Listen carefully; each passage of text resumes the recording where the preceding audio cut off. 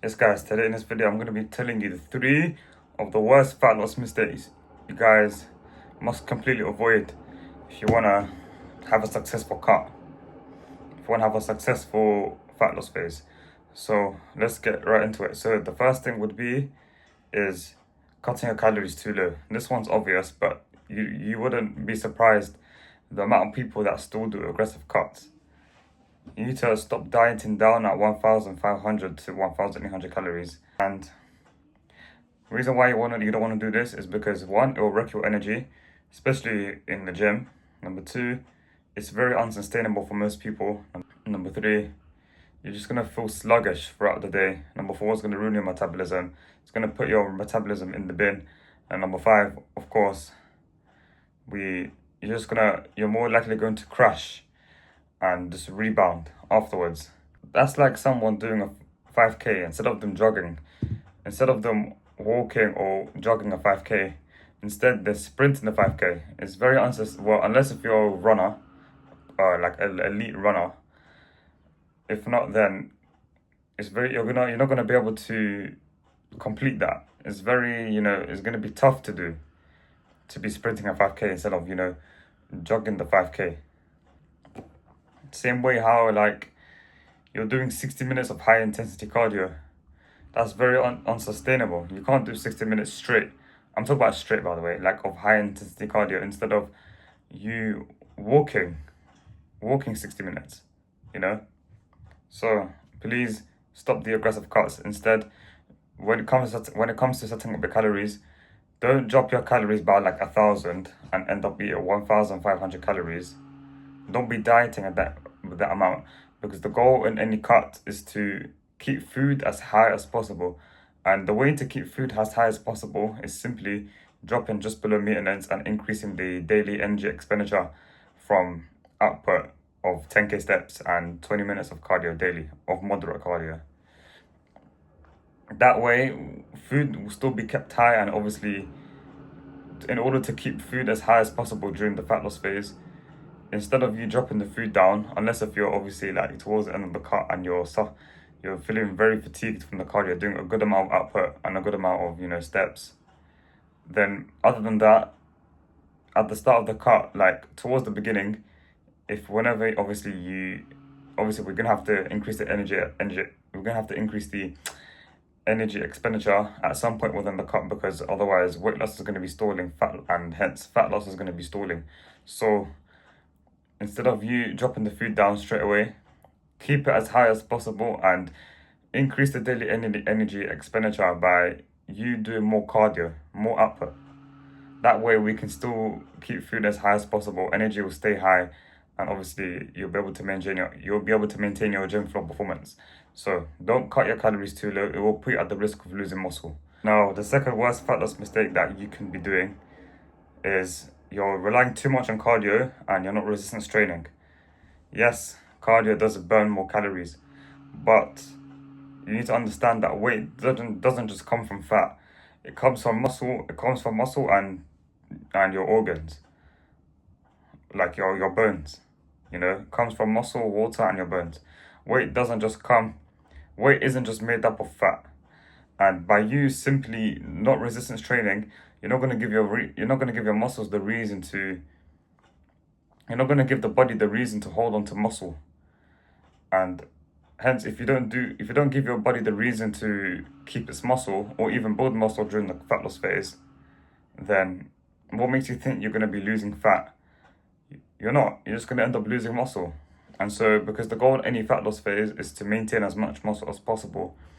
And so, by trying to maintain muscle as much as possible, we must be resistance training with good intensity, maintaining our strength as much as possible, and having a consistent training plan, a consistent training structure that will allow you to train anywhere between 3 to 5 days a week, giving yourself at least 2 rest days. Obviously, recovery is very important here as well.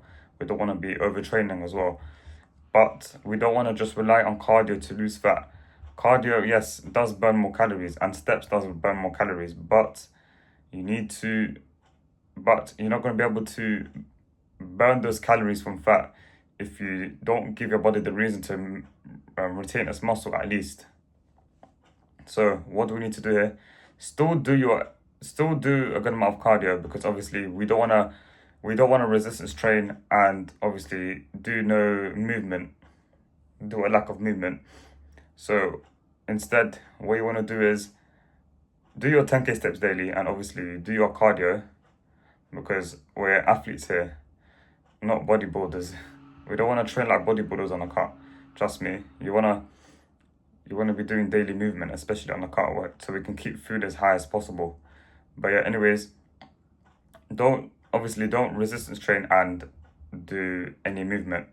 What I want you guys to do instead, still do your cardio daily, but obviously don't do it high intensity, because then it will affect your joints and stuff. It will impact your joints a lot. So do it moderate cardio, and obviously do less low intensity cardio from your 10k steps. And whilst also doing resistance training, consistently training with a good intent, with a consistent training structure that will allow you to give your body the reason to, build its muscle or obviously retain its muscle. So we want to be resistance training each muscle group at least twice a week. And so this can be, upper, lower, 4-day split, or it can be a 3-day split of 3 for body, or upper, lower, or you can do a 5-day split of push, pull, legs, upper, lower. But I wouldn't really recommend the 5 days, and it's because it's just, because we have a life, not many people have the time to be going gym 5 days a week. So instead, train anywhere between 3 to 4 times a week, 5 days a week if you're someone that has the time to be training.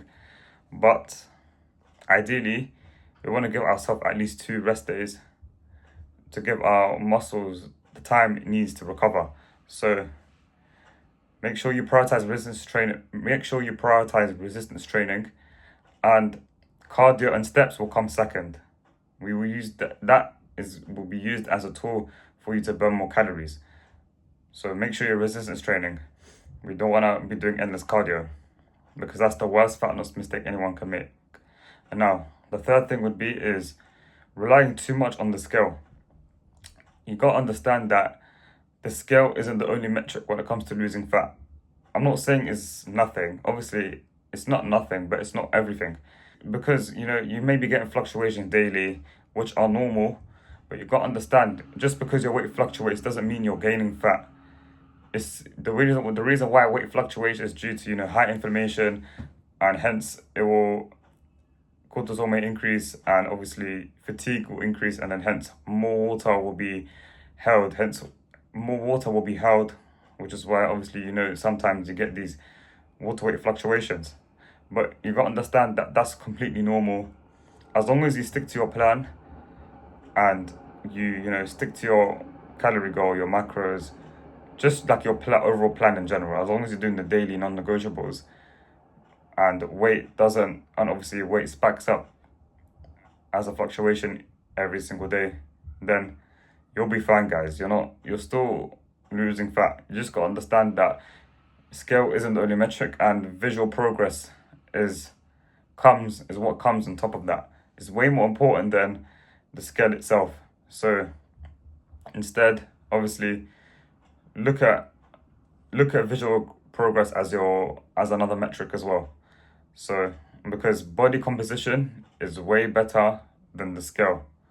I'm not saying the scale is nothing, but don't rely too much on the scale to the point where you focus too much on the scale, because if you just focus too much on the scale, you're going to focus more on weight loss and then fat loss, because fat loss and weight loss aren't the same thing, guys. So don't rely heavily on the scale, and if you get water fluctuations several days, then it's fine, because these are completely normal. Because like I said, if you had the mad, leg day, mad training day yesterday, and a mad cardio session, then inflammation is going to be high, and then hence more water will be, withheld within your system. So, and obviously, comes from other areas of, maybe poor sleep and sodium intake, all of these other factors that affect, water weight gain, and affects fluctuations. So don't rely too much on the scale, and look at visuals as well. Don't just look at the scale. Don't rely too heavily on the scale, because the scale is not the only metric, and it's not really it's not the most accurate way to, you know, determine your progress, to, you know, indicate that you're making progress. Unless obviously if you eat off plan and then the water weight and then the weight goes up the next day, then yeah, that's something you should be kind of worried about. But other than that, if scale fluctuates, they you know, some days, then it's fine, guys. Just keep staying consistent within your plan, and I'll promise you the water weight will slowly start to drop off, and you'll see the weight going down over time. So that's the 3 worst fat loss mistakes, in my opinion, that you guys can, any of you guys could be ever doing. So don't be doing any of these fat loss mistakes, because you will struggle to see progress if you do any of these mistakes. So that's it from me. If you have any questions, then drop it down in the comments. If not, then the fact that you watched this video is good enough for me. I'll see you lot in the next video.